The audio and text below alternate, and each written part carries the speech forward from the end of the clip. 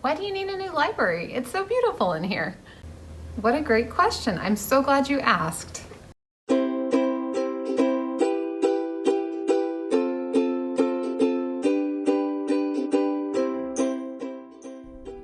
This is Coos Bay in 1910.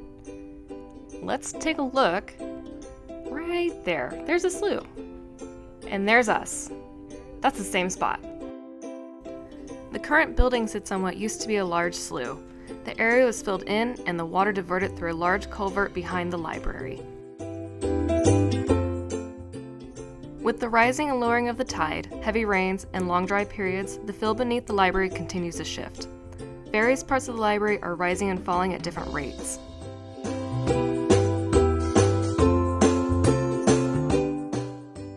Through a 2014 engineering study, it was determined that all of the pilings under the building have failed.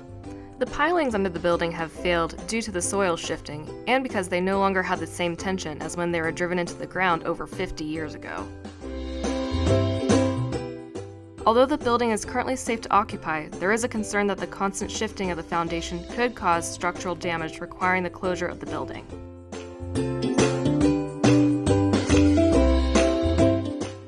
The building's continual movement and shifting affects the walls. This is evident by the cracks found in many of the walls throughout the building.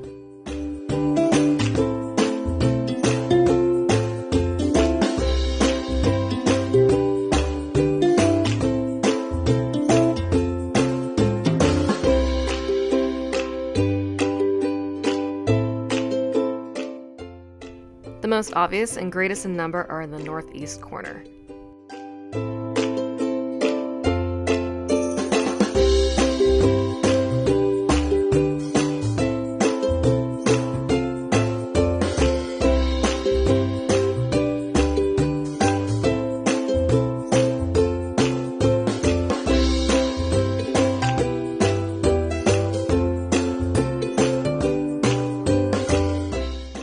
As the building continually shifts, the roof also moves, opening up new paths for water to enter the building.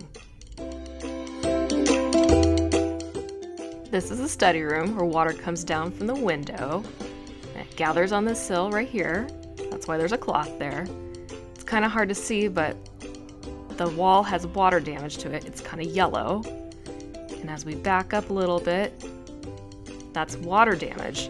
It gets worse, just wait for it. That, every winter, turns into mold, and it smells horrible.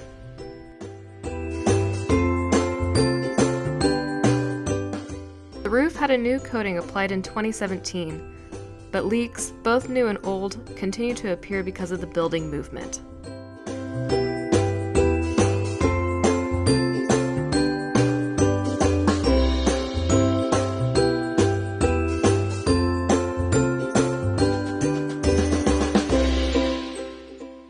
This is in the back where we process books.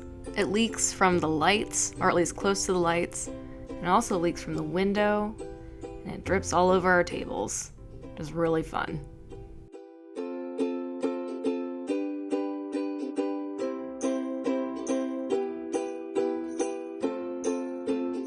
It's not uncommon for staff to need to take measures to protect office equipment and library materials from leaking, most commonly by placing tarps or trash bins in areas where the leaks are most problematic.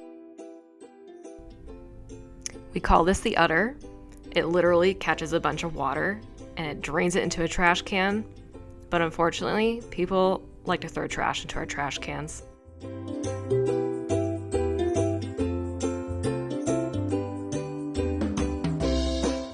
No part of the building has any seismic reinforcement.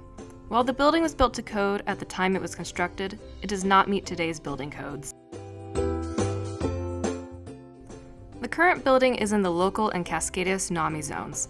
Without modern retrofitting, the current building and any of its utilities and services are vulnerable to considerable seismic damage in the event of an earthquake. This also represents a significant danger to library patrons, staff, and anyone using the building.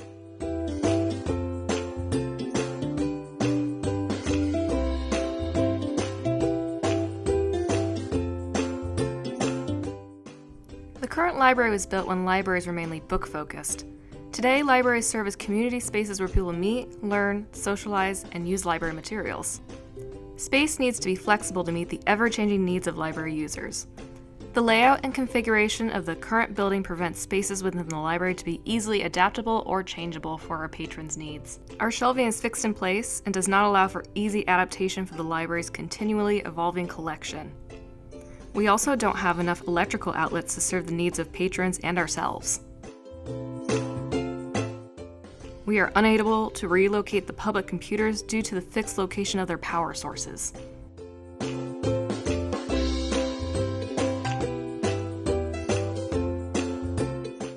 The HVAC, plumbing, and electrical systems range in age from almost 60 to 20 years old.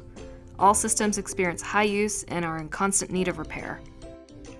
This post is from last year, where we didn't have bathrooms for almost 2 weeks. If we were brave enough, we went into the porta potties, or we ran over to City Hall in the rain. In the back, it genuinely does get very, very cold. Yes, some of us actually do bring blankets. I don't know if you could consider this an electrical issue, but we do have a light in the children's section that leaks water. We just put a bucket underneath it.